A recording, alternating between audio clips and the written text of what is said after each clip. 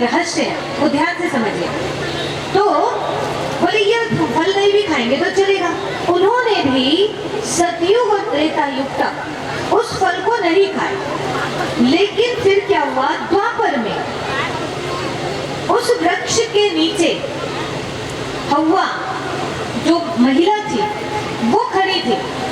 उसी वृक्ष में फिर से वही कालिया, वहां पर उसको शैतान बोलते हैं, पता है, उस धर्म में भी वैसी शिक्षा दी है। तो वहां पर क्या बोले, शैतान, और वो 5 फन वाला सांप था वहां। और वो सांप जो है वो कहता है कि क्यों हव्वा, क्या तुम इस वृक्ष का फल नहीं खाओगी? उन्होंने कहा नहीं। बोला क्यों? कहा हमें ईश्वर ने मना किया है इसलिए हम नहीं खाएंगे। तो उन्होंने उनको कहा अरे तुम खा के तो देखो तब तुम्हें पता चलेगा। वो तो ईश्वर ने इसलिए मना किया है कि तुम उस फल को ना खाओ क्योंकि वो ज्ञान वृक्ष है, और यदि ज्ञान वृक्ष का फल खा लिया तो तुम्हें ज्ञान हो जाएगा, और जब ज्ञान हो जाएगा तो तुम ईश्वर से बड़ी बन जाओगी, इसीलिए वो मना करता है, जरा खा के तो देखो।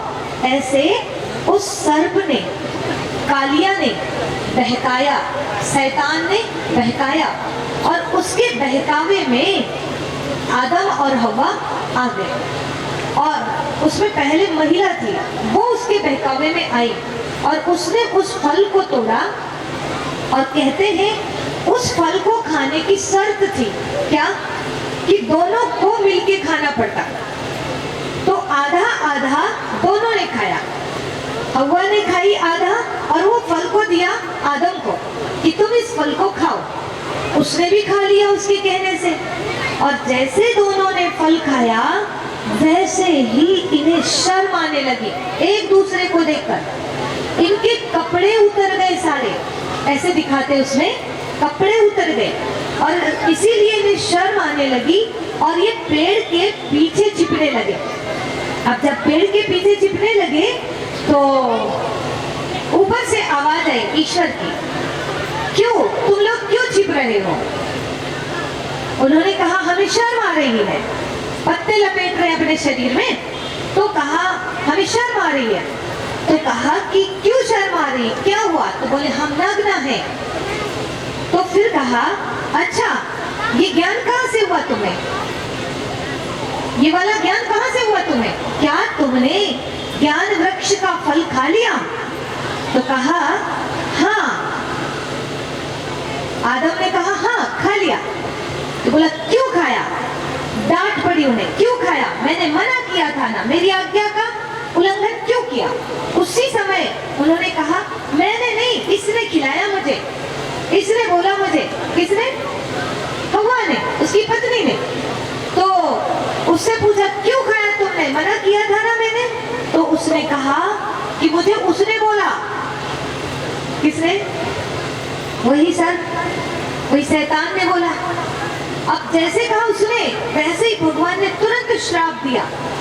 और वो श्राप क्या था कि आज के बाद तुमसे जो आज तक जीवन स्वयंभू था अब जीवन जन्म लेगा। ध्यान से समझना, बहुत रहस्यमयी बात है। आज तक जीवन स्वयंभू था, अब जीवन जन्म लेगा। एक दूसरा श्राप कि तुमने पहले गलती की हो महिला ने, इसीलिए आज के बाद अभी तक सारे निर्णय में महिला को आगे किया जाता था सत्युग त्रेता युग तक, लेकिन अब तेरे जिंदगी के सारे निर्णय पुरुष करेगा और तू उसका मुंह देखेगी। ये श्राप। फिर तीसरा श्राप पुरुष को कि तू कह रहा है इसने बोली उसने बोला, ये दोषारोपण कर रहे हो और मेरी आज्ञा का उल्लंघन किया, मैंने मना किया था फिर भी तुमने इस फल को खाया। इसीलिए पुरुष को कहा कि तू अभी तक बिना परिश्रम के ही जीवन तेरा चलता था, लेकिन अब परिश्रम करेगा तो पेट भरेगा वरना भूखा मरेगा। परिश्रम करना पड़ेगा अब तुझे। इसके पहले पुरुष को परिश्रम नहीं करना पड़ता था। अभी सब ध्यान से सुनना, क्या क्या चीजें बोले हैं। अब तक जीवन स्वयंभू था, अब जीवन जन्म लेगा। अब तक स्त्री से सारे निर्णय पूछे जाते थे, लेकिन अब स्त्री के जीवन के निर्णय पुरुष करेगा और वो उसका मुंह देखेगी। और कहा कि अभी तक पुरुष बिना मेहनत के जीवन जीता था, लेकिन अब मेहनत करेगा तो पेट भरेगा, वरना भूखा मरेगा।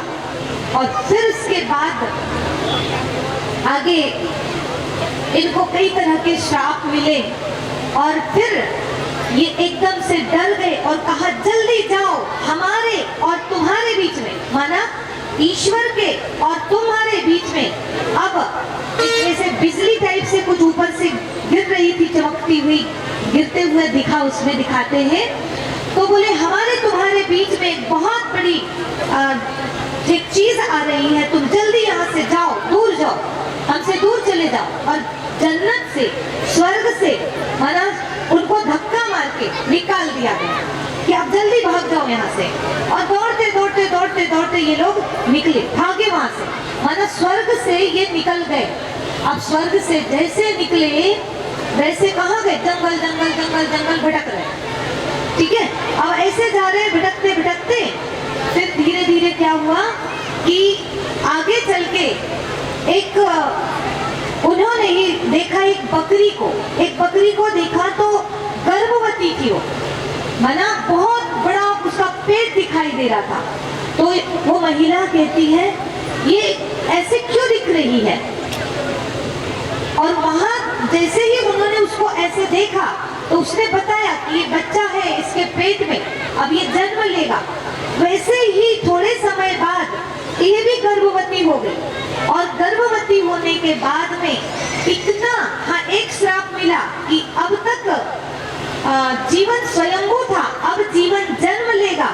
और महिला को कहा गलती तूने की है पहले, इसीलिए अब तू 9 माह तक गर्भ धारण करके रखेगी और तुझे प्रसव पीड़ा सहन करना पड़ेगा। इसके पहले ये सब सहन नहीं करना पड़ता था। अब आप ये कहानी जब सुन रहे होंगे तो आपको लग रहा होगा ये क्या सुना रहे भाई, ये बात क्या है, क्योंकि अभी तक मेरे को नहीं लगता कि सुने होंगे। YouTube वाले जो देखते हैं उन्होंने कहीं देखा हो तो देखा हो। तो सुनिए ये कहानी ऐसी मैं आपको बताना चाहती हूँ। ब्रह्मा कुमारी संस्थान में हम बचपन से जुड़े हैं, हम बचपन से लेकर आज तक एक ही बात सुनते आए हैं, सतयुग आने वाला है, सतयुग आने वाला है, कलयुग जाने वाला है। हम पहले सतयुग में देवी देवता थे, हम ही लोग ऐसे बन गए हैं, अब हमको फिर से देवता बनना है। हम लोगों ने विकारों के कारण अपनी जिंदगी ऐसे कर डाले, ऐसी ऐसी बातें हमने बहुत सुना है। लेकिन मैंने सोचा कि ये संसार को ये बात सुनाते तो सब ऊपर से जाती, कोई मानता नहीं, स्वीकार नहीं करता है। तो इसीलिए सनातनी भी उसे समझे और क्रिश्चियन भी समझे, मुस्लिम भी समझे, हर कोई समझे। तो हर किसी के ग्रंथों की कहानियां निकाल निकाल के मैं ब्रह्मा कुमारी में जो बात बताई गई है वो आप सबको बताना चाहती हूँ कि ब्रह्मा कुमारी की सबसे बड़ी बात है जो दुनिया जिसमें बिल्कुल पागल हो गई है। कैसे पागल हो गई है? जिस बात को लेकर के बहुत बवंडर मचाती है, हलाकन करती है, वो बात ये है कि यहाँ पर कहा जाता है कलयुगी संसार में रहते, गृहस्थ व्यवहार में रहते पवित्र बनो।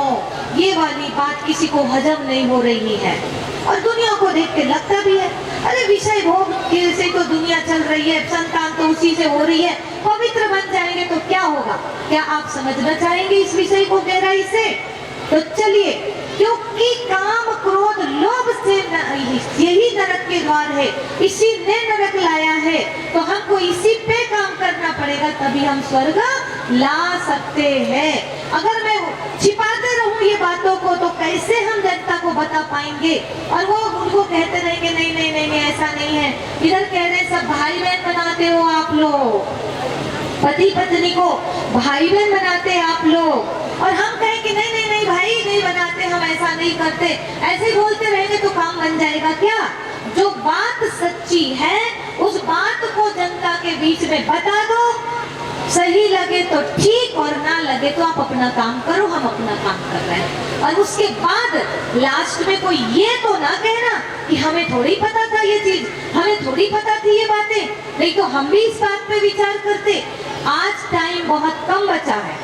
अब ब्रह्मा कुमारी ही नहीं पूरी दुनिया कहने लगी है कि जब तक आप शुद्धिकरण नहीं करोगे, जब तक आप पवित्र नहीं बनोगे, आत्मा की शुद्धि नहीं करोगे, तब तक आप ये विकराल रूप जो आने वाला है इसमें सुरक्षित रहने वाले नहीं हैं। इसीलिए इस बात को सुनना समझना बहुत बहुत जरूरी है। तो मैं समझती हूँ कि जितने खड़े हो सब बैठ जाए और बड़े प्यार से सुने ताकि मैं अच्छे से समझा सकूं। अभी सुनाई थी कहानी और अब कहानी का मर्म को सुनिए। भगवान ने जब बनाया आदम हवा, ये सबसे पहला मानव। सबसे पहला मानव कौन होगा? पहला और अंतिम कुछ नहीं होता इस दुनिया में। ये साइकिल है, क्योंकि ये संसार क्या है? एक चक्र है। और चक्र में जैसे सुबह, दोपहर, शाम, रात्रि, सुबह, दोपहर, शाम और रात्रि में सबसे पहला किसको बोलोगे आप? सबसे लास्ट किसको बोलोगे आप? कौन सा पहर को पहला और लास्ट पहर कौन सा बोलोगे? ऐसे बोलने में आता है कि सुबह पहला पहर है और रात्रि अंतिम पहर है, लेकिन कहाँ है? हर एक अपने आप में पहला और हर एक अपने आप में अंतिम है। सही है ना? ये साइकिल है। तो ऐसे हम लोग बोलते बस है सतयुग पहला पहर है, शुरुआत है, और कलयुग अंतिम पहर है, ये कालचक्र का। लेकिन सच्चाई वास्तव में ये है कि ये साइकिल है, निरंतर चलता रहता है। और इसमें भी सतयुग और त्रेता युग जो है, सतयुग सुबह समझ लो, दोपहर त्रेता युग है, और द्वापर युग जो है शाम है, और कलयुग रात्रि है। और कलयुग के बाद, जैसे रात्रि के बाद सुबह फिर से हो ही जाती है, इसी प्रकार से ये जो कलयुग है इसके बाद में सतयुग आता ही आता है। तो कैसे आता है उसे आप देखिए। भगवान ने जब कलयुग के अंत समय इस धराधाम पे आए तो यहाँ आकर के मनुष्य आत्माओं को ज्ञान दिया। क्या ज्ञान दिया? कि तुमको ये करना है और ये नहीं करना है। आप बोलिएगा, मैं बोलती जाती हूँ, करना है नहीं करना है आप बोलना, ठीक है? आप सबको अब सतयुग आने वाला है तो बीड़ी पीना है, बोलो ना। तंबाकू खाना है, पवित्र बनना है। गर्दन हिलाओ इसे, आवाज थोड़ी आएगी आपकी वहां से मेरे पास। गर्दन हिला के बताइएगा, ठीक है? अच्छा, गुटखा खाना है? नहीं। लेट उठना है? जल्दी सोना है? हाँ, जल्दी सोना है, हाँ, जल्दी उठना है, हाँ। तो ऐसे आप चेक करते जाइए। और क्या क्या है? निंदा चुगली करनी है? सतयुग लाने के लिए निंदा चुगली नहीं चाहिए? नहीं। सेवा भाव लाना है, हाँ। ऐसे बहुत सारी, रोज सत्संग करना है, चलो। शुद्ध भोजन करना है, लहसुन प्याज खाना है। अच्छा, यहाँ जब भी खाते फिर भी नहीं बोल रहे, इसका मतलब आप भी मानते हो कि नहीं खाना चाहिए। क्यों? क्योंकि हम नर क्या बन जाएंगे? नारायण। नारी क्या बन जाएगी? लक्ष्मी। अब लक्ष्मी नारायण कोई लहसुन प्याज खाते क्या? नहीं खाएंगे ना। इसीलिए तो जो चीज सतयुग लाने में ठीक नहीं लग रही है, सतयुग लाने में जो विघन रूप बन रही है, उस चीज को भगवान आके मना कर देंगे। तो भगवान ने बोला था कि हे आदम हव्वा, तुझे ये ज्ञान वृक्ष का फल नहीं खाना है। तो उसमें क्या बोला था? दोनों को खाना पड़ता है। उसमें ऐसे लिखा है ना, खाएंगे तो दोनों को खाना। ये दोनों को खाने का मतलब पति पत्नी मिलकर विषय भोग का जो जीवन जीते हैं, उसको बोला था कि ये सिस्टम सतयुग में नहीं होता है। विषय वासना वाला सिस्टम सतयुग में नहीं होता। अब आपका तो, कई लोगों का तो मूड ऑफ हो गया होगा। कैसे? मूड ऑफ मत करना कोई, हजम हो तो ठीक, और नहीं तो हम अभी हाजमोला देने वाले हैं, ठीक। और फिर भी ना हो तो फिर अलग से बैठ के हाजमोला डबल डोज वाली देंगे, ठीक हो जाएगा हजम। क्योंकि ऐसी वैसी बात सुनाने थोड़ी बैठे हम यहाँ पे, हाँ। और खुलेआम सुना रहे हैं, अगर ऐसी वैसी बात सुनाते तो डर के ऐसे थोड़ी सुनाते खुलेआम, इसलिए बोल रही हूँ। हजम नहीं होती तो कोशिश करो, कोई भी हाजमोला लो, कोई ना कोई वेद पुराण में मिलेगी वो चीज। तो क्या, जैसे मैंने कहा कि विषय भोग जो आज स्त्री पुरुष में है उसके लिए भगवान ने मना किया था। और अभी बता दे रही हूँ मैं, जैसे मैं ये बातें करूंगी ना तो बीच में दोनों बैठ के खाना फूसी मत करिएगा, बैठ के सुनिए ध्यान से, क्योंकि वो बाजू वाला नहीं बताने वाला, आपको बताता तो अभी तक बता देता, ठीक है। ये इधर ध्यान देंगे। चलिए, इधर मैंने बोला कि विषय भोग के लिए भगवान ने मना किया था, क्योंकि सतयुग में ये नहीं चलता है, ठीक। तो उस समय तो सबने हाँ जी किया, किस समय, कलयुग जाने वाला था और सतयुग आने वाला था। उस टाइम जिसने हाँ जी किया वो सब के सब कहाँ आ गए, सतयुग में पवित्र बने तो सतयुग में आ गए। अब सतयुग में आए, फिर त्रेता में आए, बढ़िया जिंदगी चली। द्वापर में आके इन्हीं ने गड़बड़ कर दिया, पुनर्जन्म में आते आते आते आते इन्हीं ने गड़बड़ कर दिया। कैसे गड़बड़ कर दिया, जो कल कहानी बताए थे सीता जी की। सीता जी पहले मर्यादा पुरुषोत्तम की पत्नी मर्यादित थी, लेकिन वही सीता ने फिर मर्यादा की रेखा पार कर ली। ये भी कहानी उन्हीं की है। त्रेता युग की कहानी, त्रेता युग तक मस्त रहे, त्रेता युग की एंडिंग जैसे हो रही थी वैसे ही इन्होंने क्या किया, रेखा पार कर गए। और रेखा पार कर गए तो रावण की एंट्री हो गई जिंदगी में। इसी प्रकार कन्हैया जी भी देवभान में आ गए, काली देह में कूद गए, विकारों के वश हो गए, कालिया नाग ने डस लिया, वो भी श्याम बन गए, ठीक है। ये कहानी किसकी है, देवी और देवताओं की है। इसीलिए ब्रह्मा कुमारी संस्थान में एक बात बोली जाती, ध्यान से सुनो, और वो बात ये कि नारायण जी, राम जी, कृष्ण जी, इनको भगवान नहीं बोलते। अब इसी में लड़ाई झगड़ा करने की क्या जरूरत है, पूछ लो ना क्यों नहीं बोलते। इसलिए नहीं बोलते क्योंकि ये सतयुग में भी आए, त्रेता में भी आए, द्वापर में भी आए, कलयुग में भी आए, नर बन गए। यही राम जी मर्यादा पुरुषोत्तम थे, फिर धीरे धीरे कलयुग में नर बन गए। ये पुनर्जन्म में आते हैं, लेकिन पार ब्रह्म परमेश्वर परमात्मा स्वयं इस धराधाम पे कलयुग अंत में आते हैं, और वो भी माता के गर्भ से जन्म नहीं लेते।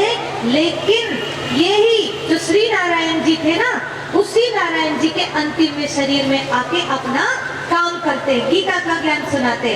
तो नारायण जी के द्वारा ही तो सुनाते हैं, कृष्ण जी के द्वारा ही तो सुनाते हैं। इसीलिए कृष्ण जी दिखेंगे आपको इधर सामने गीता ज्ञान देते हुए, और ज्ञान देने वाला बैठा है महाकाल, महाकाल ज्योतियों का ज्योति।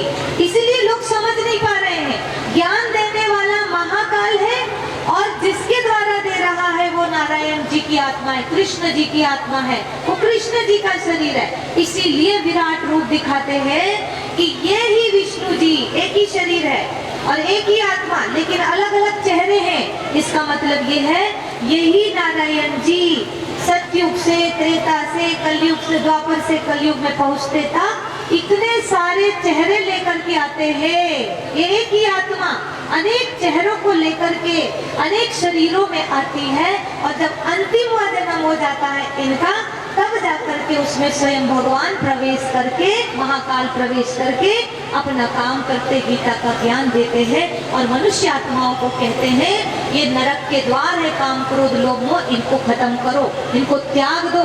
जो इनकी बात मानते हैं वो सतयुग त्रेता में बढ़िया जीवन जीते, बढ़िया आते हैं, तर वो भी द्वापर युग से वही गड़बड़ कर देते हैं। क्या गड़बड़ करते हैं, तो विषय भोग में चले जाते हैं। अब आप कहोगे सतयुग त्रेता के देवी देवता विषय भोग में नहीं जाते थे क्या? तो देखो प्रैक्टिकल बात, सच में देवी और देवता पवित्र रहते हैं ना। हम क्या कहते हैं, आप सर्वगुण संपन्न है, 16 कला संपूर्ण है, संपूर्ण निर्विकारी, यही बोलते हैं ना, आप संपूर्ण निर्विकारी है, ये बोलते हैं। और हम लोग कैसे हैं, संपूर्ण क्या, हम लोग संपूर्ण विकारी हो गए, सारे विकार है हमारे अंदर, है ना। अच्छा चलिए, अब जो विकारी है, जो निर्विकारी है, उसमें क्या अंतर है? तो विष्णु जी, राम जी, कृष्ण जी, नारायण जी, इनको कभी आपने देखा? इनमें एक बात है, इनको हमेशा पूजनीय दृष्टि से देखते हैं, इनकी पूजा करते हैं। दूसरा, इनमें दाढ़ी मूछें नहीं होती है, देवताओं में दाढ़ी मूछें नहीं होती है। और तीसरा, वहां की जितनी देवियां हैं, उन देवियों में रजोगुण नहीं होता है, और जिनमें रजोगुण नहीं होता है उनमें काम वासना हो सकती है क्या? चिंतन का विषय है। जो कहते हैं ना कि अरे ब्रह्मचर्य की बात करते हो, अगर ब्रह्मचारी नहीं रहेंगे, ब्रह्मचारी रहेंगे तो दुनिया कैसे चलेगी, ये बात करना मत। ब्रह्मचर्य जब था, विषय भोग नहीं था, तब भी दुनिया चलती थी, तब भी संतान उत्पत्ति होती थी। ये पुराणों में पढ़ो तो सही, पढ़ेंगे तभी तो समझ में आएगा, तो गहराई से पढ़ेंगे तो समझ में आएगा। तो क्या है वहां पर दिखाया, यहाँ पर नवरात्रि में कन्याओं की पूजा होती है, छोटी छोटी कन्याओं। इन कन्याओं को कहते हैं देवी का रूप है, उनके पांव पड़ते हैं, उनको दान दक्षिणा भी देते हैं और बहुत उनको देवी मानते हैं और कहते हैं ये देवी का रूप है। अब देखो यहाँ पर ये छोटी सी कन्या देवी है और वो कन्या ढूंढते हैं पूजा के लिए, भोजन कराने के लिए, जिस कन्या में रजोगुण नहीं आए, मतलब छोटी कन्या, ठीक है, उस कन्या को ढूंढते हैं। अब वो कन्या को देवी मानते हैं, रजोगुण वाली कन्या को देवी नहीं मानते, ये ध्यान रखना आप। अब यहाँ पर जो छोटी कन्या है और वहां पर जो लक्ष्मी जी है, ये दोनों इक्वल है, वो देवी है, लक्ष्मी जी शादी हो गई है पर वो देवी है, और यहाँ पर ये छोटी छोटी कन्या देवी है। समझ रहे आप? यानी यहाँ की जो कन्या है 9 साल से छोटी समझ लो, 9-10 साल से छोटी समझ लो, उसके अंदर विषय भोग का ज्ञान नहीं रहता है। उन लोग जो है ऐसे ही छोटे छोटे बच्चों को देखो, बिना कपड़े के भी चल लेंगे, उनको कोई शर्म नहीं आती, कुछ नहीं आती। यहाँ पर जो बात आ रही है ना कि उनको शर्म आने लगी, वो छिपने लगे, पत्ते ढकने लगे, बोले तुमको ये ज्ञान कहाँ से हुआ? यानी ये ज्ञान सतयुग त्रेता में नहीं था, ये दैहिक भाव था ही नहीं, दैहिक दृष्टि थी ही नहीं। जो आज 10-12 साल के बाद के जो बच्चों में दैहिक आकर्षण आता है ना, रजोगुण आ जाता है और वो कामना का भाव उत्पन्न होता है, वो भाव देवी देवता, बड़े बड़े देवी देवता में भी नहीं था। सत्युगी सृष्टि अलग थी, आज की सृष्टि अलग है। तो वहां पर जैसे यहाँ 9-10 साल के बाद में कन्याओं में और पुरुषों में, लड़कों में जो परिवर्तन आता है, कन्याओं में रजोगुण और भाइयों में दाढ़ी मूछें आती है, ठीक है, ये है दोनों में रजोगुण आ गया, दोनों एक जैसे, दोनों में रजोगुण आ गया। और उसके बाद से ऑटोमेटिक जो है आकर्षण का भाव बढ़ जाता है और फिर धीरे धीरे वासना बढ़ती है और फिर धीरे धीरे भोग विलासी जीवन बनता है, ठीक है। उसके पहले ये कुछ भी नहीं। तो जैसे छोटे छोटे बच्चे यहाँ के हैं, वैसे वहाँ के देवी और देवता थे, उनको विषय विकारों का कोई ज्ञान नहीं था। समझ गए?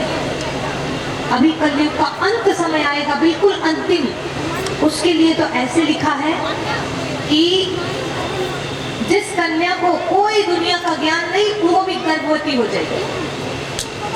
अभी आगे चल के इतना छोटेपन में रजोगुण आ जाएगा। ये समय ऐसा आ गया, खान पान रहन सहन इतना गंदा, हमारा देखना सुनना पढ़ना इतना गंदा हो गया है कि छोटी छोटी कन्याएं गर्भ धारण करेंगी। ये हो रहा है दुनिया में। तो पहले किसी में भी वो नहीं था। तो क्या कहते हैं उनको? सात्विक, सतो प्रधान। बोलो सभी देवता कैसे थे? सतो प्रधान। और द्वापर से कैसे हो गए? रजो प्रधान, और कलयुग में कैसे हो गए? तमो प्रधान। ये मैं नहीं कह रही, रामायण में लिखा है। कलयुग तामस बहुत, रजो मन थोरा, कली प्रभाव विरोध चमोरा। द्वापर के लिए क्या कहा?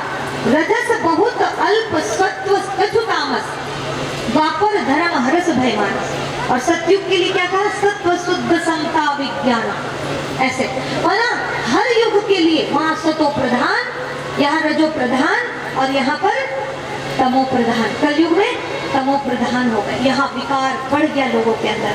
तो यहाँ पर क्या हुआ कि जब से रजोगुण आया तब से श्राप मिला। कौन सा श्राप? जब से भोगी बना व्यक्ति एक दूसरे के आकर्षण में आकर्षित हुआ, भोग विलासी जीवन जीना शुरू किया, तब से श्राप मिला पुरुष को कि अब तू मेहनत करेगा तो पेट भरेगा, वरना भूखा मरेगा। इसका मतलब ये है कि तुम मेहनत करोगे। माना सतयुग और त्रेता युग में देखो आप, राम जी हो चाहे नारायण जी हो, नारायण जी तो मस्त क्षीर सागर में सोए हुए हैं, काम न धंधा, क्या करें? कभी देखा नारायण जी को कि जा रहा हूँ मैं थोड़ा ऑफिस से आता हूँ, ऐसा बोलते कभी? कभी नहीं बोला। वहाँ ये सब कुछ नहीं करना पड़ता। खाते पीते कहाँ से थे? तो मेहनत नहीं करते थे तो पेट कैसे भरता था?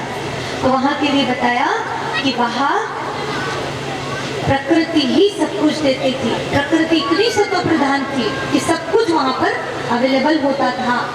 लेकिन फिर द्वापर युग से क्या हुआ कि मेहनत करना शुरू किया। जब से विषय भोग में गया व्यक्ति, तब से मेहनत शुरू हो गई। और महिलाएं जो है वो, उनको कहा, श्राप मिला कि अब तक जीवन स्वयंभू था, अब जीवन जन्म लेगा।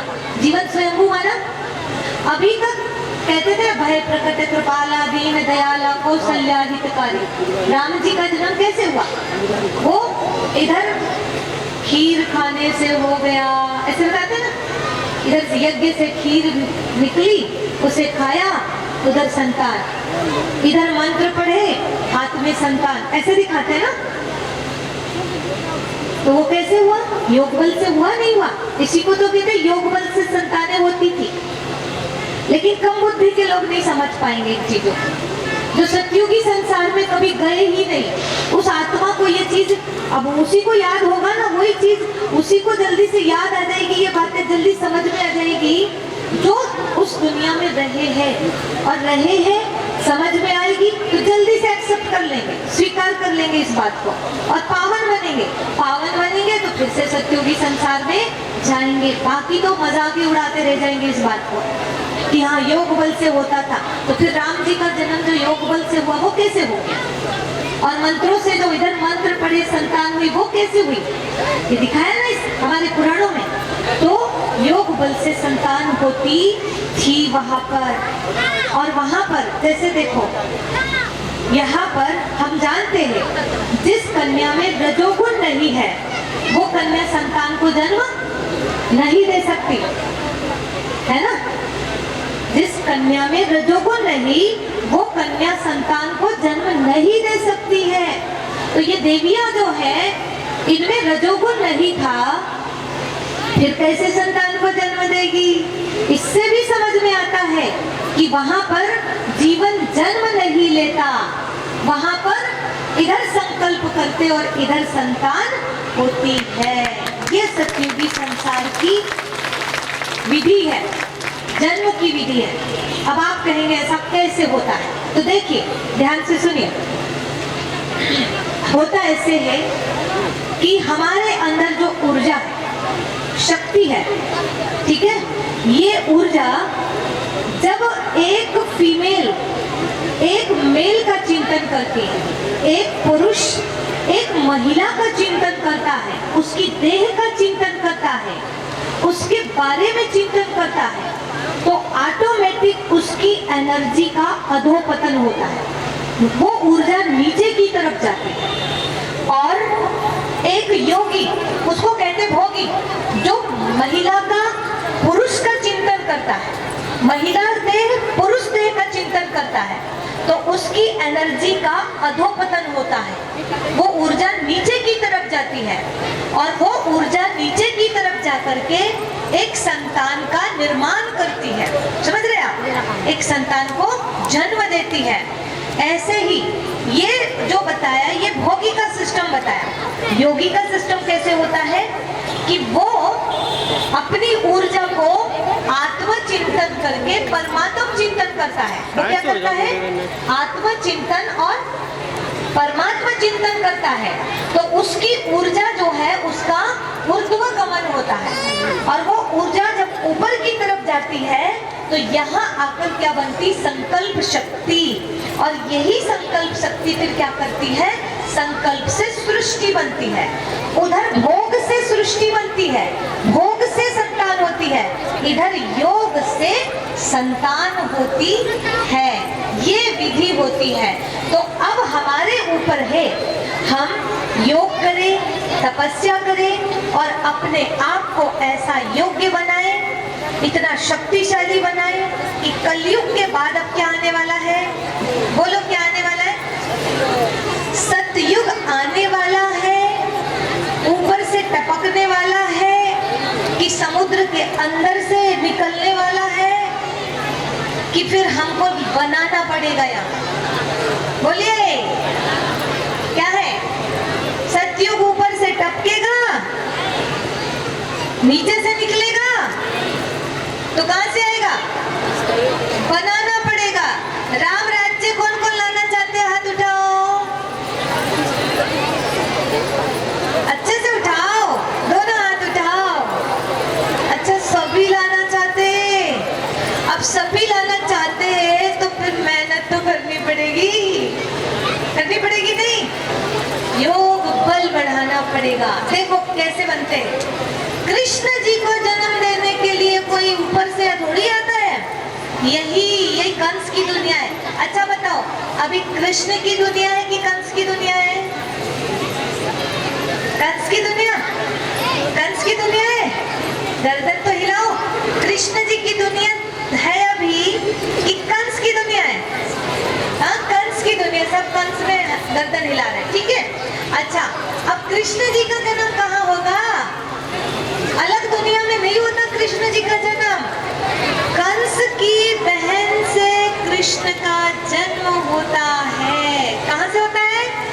कंस की बहन से कृष्ण का जन्म होता है। इसका मतलब ये है कि कंस की दुनिया में, इसी गंदी दुनिया में उसी का भाई राक्षस जैसा रहेगा और उसी की बहन जो है वो योगी तपस्वी बनेगी, ज्ञानी बनेगी, वसुदेव को पति बनाएगी।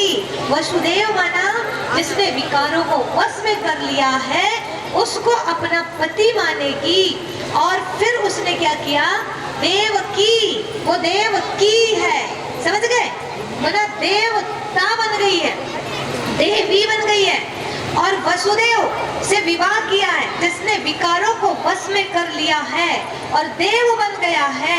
विकारों को वश में करने वाले को वसुदेव कहते हैं। और ऐसे लोग इसी धरती के, आप ही के रिश्तेदार, आप ही के घर में ऐसी देवकी पैदा होगी जहाँ भाई पूरा कंस जैसा है, राक्षस जैसा है, लेकिन वहीं पर उसकी बहन योगिन बन जाएगी। वहीं पर पति बिल्कुल राक्षस जैसा है और उसकी पत्नी ज्ञानी योगी बन जाएगी। यहीं पर पत्नी बिल्कुल शूर्पणखा जैसी है और उसका पति जो है वो ज्ञानी योगी बन जाएगा। पिता हिरण्यकश्यपु जैसा है और बच्चा प्रहलाद बन जाएगा। ऐसे होगा। और इन्हीं बीच में ही वो योगी तपस्वी आत्मा अपने कोख से, अपने कोख को इतना पावन बनाएंगे, इतना पावन बनाएंगे कि योग बल से संतान की उत्पत्ति होगी। लेकिन हम लोगों ने सीरियल देखा है अभी तक, और सीरियल किसने बनाया है? हीरो हीरोइन सीरियल बनाते हैं। उनको क्या अक्ल की कैसे जन्म होता है, वो तो यही कलयुग वाली रस्म से दिखा देते हैं। इसलिए सीरियल में जो बातें देखते हो ना, उसको आप मान जाएंगे तो आप पुराण के महत्व को नहीं समझ पाएंगे। इसलिए कहते हैं वह प्रकट कृपाला, प्रकट होते हैं वो, योग बल से उनकी उत्पत्ति होती है। तो वो फिर क्या होता है? देखो क्या होगा, कैसे होगा जन्म। तो इधर दिखाया, एक तरफ पूरे दुनिया में पानी भरा हुआ है, पहले प्रलय जैसा दिखाते, बहुत भयंकर बाढ़ तूफान ये सब आता है, और चारों तरफ पानी ही पानी भर जाएगा, बिजली चमकेगी, बादल गरजेंगे, बाढ़ आ जाएगी, नदियों में पूर आ जाएगा, बाढ़ ऐसे जम के भर जाएगी, ठीक है। और उस टाइम कन्हैया जी आएंगे, और वो टाइम आ चुका है, वो टाइम आ चुका है। बहुत जल्दी कन्हैया जी हम सबके बीच में आने वाले हैं, लेकिन याद रखना कन्हैया जी को घर में बुलाना है, लक्ष्मी जी को घर में बुलाना है, तो दिवाली में कितनी सफाई करनी पड़ती है, और राम जी का राज्याभिषेक करना है तो कितनी तैयारियां करनी पड़ती है ना। अगर हम लोगों को साक्षात कन्हैया, देखो फोटो को बिठाने के लिए कितनी सफाई करनी पड़ती है, मूर्ति बिठाने के लिए कितनी तैयारियां करनी पड़ती है, तो आप साक्षात कन्हैया जी को यहाँ लाना चाहते हो तो घर घर में तैयारी चाहिए कि नहीं चाहिए, बोलो। तो मैं खास यहाँ पर यूपी में इसीलिए आई हूँ, आप लोगों को बताने के लिए, आपके बिल्कुल नजदीक राम जी भी है और कन्हैया जी भी है। कन्हैया जी तो कुछ ज्यादा ही पास में है ना, यही है ना पास में ही, और उनको लाने वाले भी तो यहीं पर होंगे, यूपी में ही होंगे कि नहीं। तो मुझे लगता तो है, सच बता रहे, यहाँ के लोगों में जो भावनाएं है ना, वो और जगह में इतनी भावनाएं नहीं दिखाई देती है। बहुत भावनाएं माताओं बहनों में, बहुत ज्यादा। एक एक माता जब यहाँ आती है खाली हाथ नहीं आती है, कुछ ना कुछ लेके आती, कुछ ना, और जगह ये नहीं होता, ज्यादा नहीं दिखाई देती इतनी भावनाएं। सच में इस भूमि में जादू है, अभी तक है, ये कंस की दुनिया आ गई तब तक है। तो एक काम करो ना, ऐसे बढ़ जाओ सारे के सारे की कंस की दुनिया ही खत्म कर दो, कर सकते हो? बोलो तो सही, कर सकते हैं? इतने लोग बढ़ जाएं तो क्या ना कर दे, कैसे करेंगे बताओ ना, कैसे करेंगे, कैसे करेंगे? कन्हैया जी ने कहा गोवर्धन पर्वत